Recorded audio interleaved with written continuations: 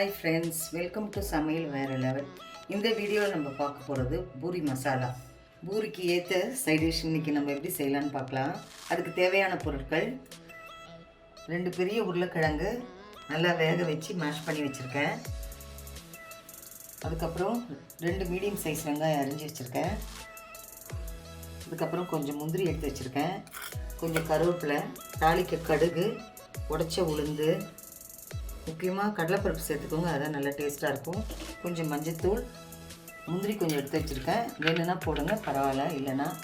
அதுக்கப்புறம் 2 பெரிய பச்சை மிளகாவை உடச்சி வச்சுருக்கேன். ஃப்ரெஷ்ஷான கொத்தமல்லி நறுக்கி வச்சுருக்கேன். இஞ்சி துருவி வச்சுருக்கேன்.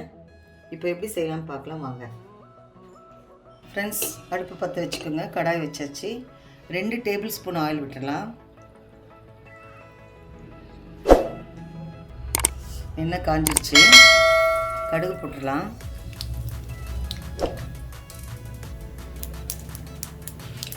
கொஞ்சம் உடச்ச உளுந்து போட்டுருவோம். கடலைப்பருப்பு,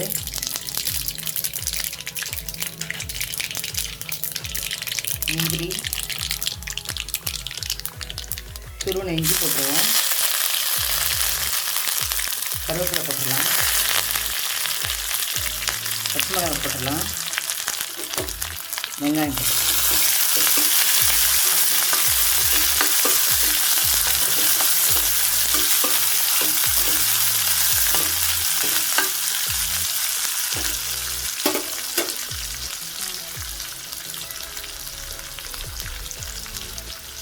வெங்காயம் வதங்க கொஞ்சம் உப்பு போட்டுருவோம்.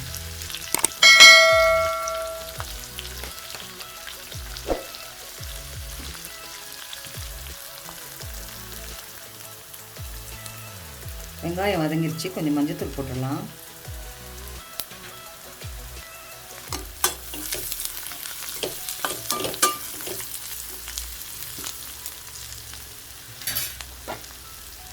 இப்போ உருளைக்கிழங்கு மேஷ் பண்ணி வச்சுருக்கோம்ல, அதை போட்டுடலாம்.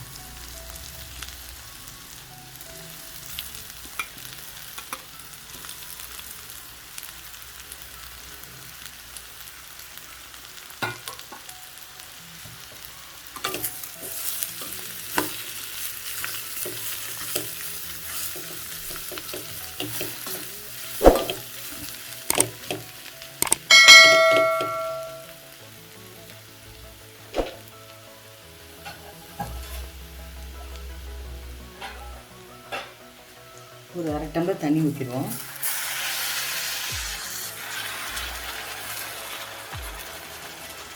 ஒரு 2 மினிட்ஸ் கொஞ்சம் வேகட்டும்.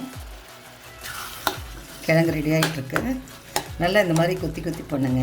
கொஞ்சம் கிண்டி விடுங்க, அப்போ தான் நல்லா மேஷ் ஆகும். பூரியோடு வச்சு சாப்பிடும்போது ரொம்ப டேஸ்ட்டாக இருக்கும்.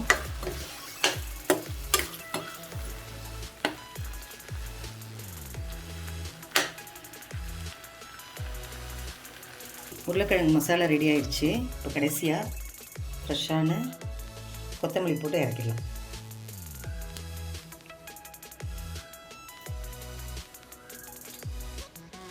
அவ்வளவுதாங்க, பூரி மசாலா ரெடி. இந்த மாதிரி பூரி சுட்டு எடுத்து வச்சுட்டு இந்த மசாலா செஞ்சு சாப்பிட்டிங்கன்னா ரொம்ப சுவையாக இருக்கும். இந்த வீடியோ உங்களுக்கு பிடிச்சிருந்தா லைக் பண்ணுங்கள், ஷேர் பண்ணுங்கள், கமெண்ட் பண்ணுங்கள். நம்ம சேனல் சமையல் வேறு லெவலுக்கு சப்ஸ்கிரைப் பண்ணுங்கள். மறக்காமல் பக்கத்தில் இருக்க பெல் ஐக்கானை கிளிக் பண்ணிவிடுங்க. மீண்டும் அடுத்த வீடியோவில் உங்களை சந்திக்கிறேன். தேங்க்யூ.